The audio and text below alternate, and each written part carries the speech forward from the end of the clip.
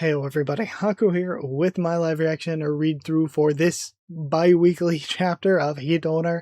We are continuing on from where the trial kind of concluded, kind of last time, and I wonder what we'll move to next. Again, I've just been enjoying this. It's been light, fun, just something quick to do every other week. I do think, like I mentioned before, that some things I'm like, okay, I wish that they went a little bit harder on the comedy or this aspect or whatever. But I also think that any of my criticisms and stuff would be a little bit different if I were reading differently. So reading here, again, it's just 10 minutes or so every other week, and that's what I'm getting out of it. And then, it's a long wait between each little taste of the story. But I think if it were something where I wasn't on it from the very beginning, if it was something where I heard about it or learned about it dozens of chapters in, then I was marathoning it and doing like an hour of reading every week, I think that my perspective in that sense would be different than the perspective I have, again, being here just a little bit at a time from the very start. But either way, let's see what we have for this week. We have Hitoner, Court Adjourns. A careful examination of the defendant Hitoshi Kanashima has now been conducted by senior judicial panelists, identifying no factors that might indicate an inclination toward violent aggression. Furthermore, we have not detected any scent of falsehood or concealment from any lawyers or witnesses present. No falsification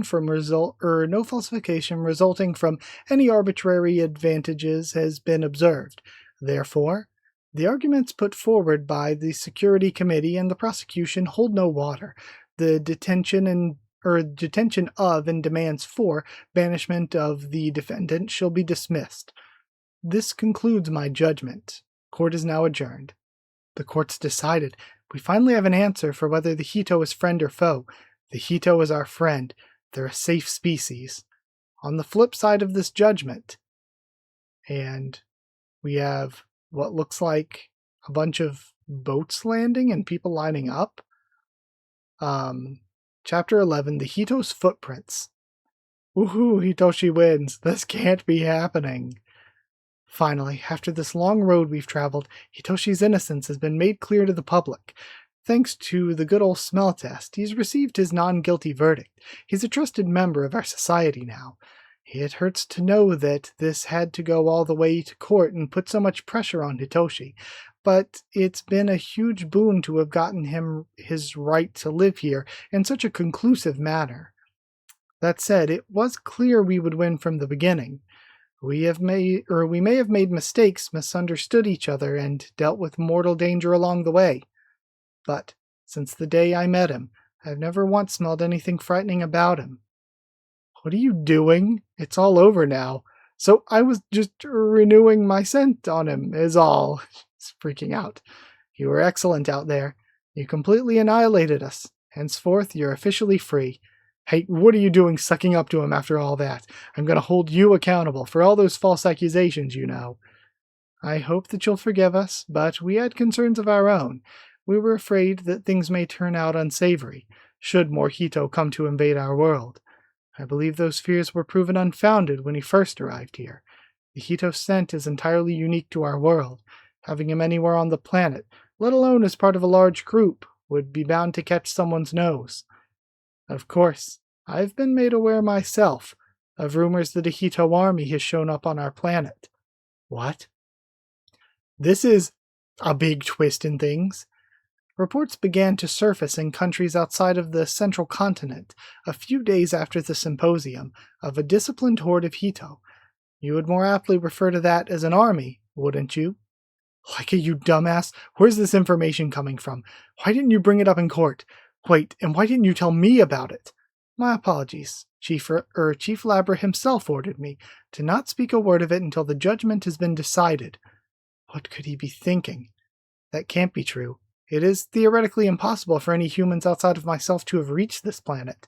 Yeah, because he was, again, on a solo mission, frozen for so long, but maybe in the time that he was frozen, humanity made some technological leap without him.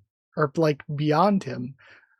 Like, he could have been asleep for 800 years and, 600 years ago, they developed the technology to travel here in 200 years. Now that we have a verdict, I no longer believe any of it myself.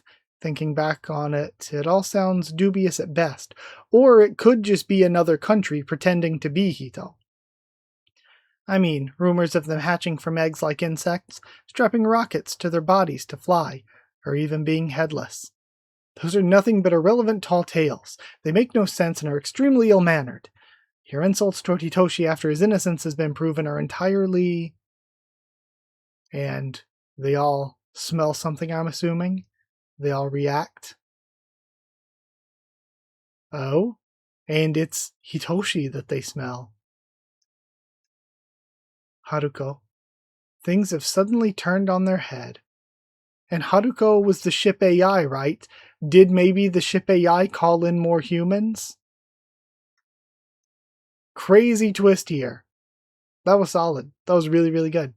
Again, I think a lighter story about like Toneriko and her crush on Hitoshi and stuff would have been a fun way to take things after the pilot, but doing a more serious, again, tons of people have brought up Planet of the Apes, doing a more serious Planet of the Apes type thing is a different way to take things. And I think that this twist is neat. I'm wondering what it means.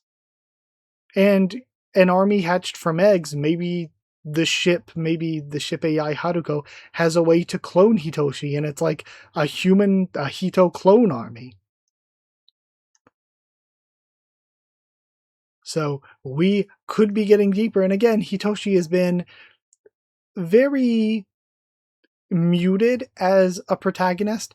Like and I guess really Toneriko is the protagonist, and he is just the focus more than an actual protagonist making protagonist type decisions. Though he kind of does as well. They are male and female lead, really. But this could be a way to maybe get more into him as a serious individual character, because so far he's just been the bland everyman human stand-in, and again he has been sort of an object for the for the Chemo world to react to story-wise. So this might get more into him as an individual. We'll see. This could go a lot of different places. It's a good twist and a good mystery to lead us into next time. But with that aside, I think I don't have much more to say. It feels weird doing a short video. So thank you for being here. Thank you for watching. Like if you did like the video, comment down there too. Tell me what you thought of this chapter, what you thought of my thoughts and reaction. Subscribe for more Hitoner, much more on the channel. If you want to help support the channel by sharing around or dropping a super thanks, it's appreciated. If you want to become a member or patron, just hit join down below to become a member. Go to patreon.com/Haku of the Tubes, or a link will be in the description. You get to help support the channel, but also have your name at the end of videos and have One Piece bingo a bit early.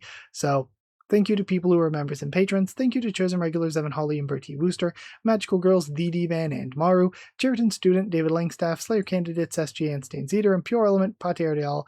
Thank you all so much for your support. Thank you for watching, and I'll see you all next time.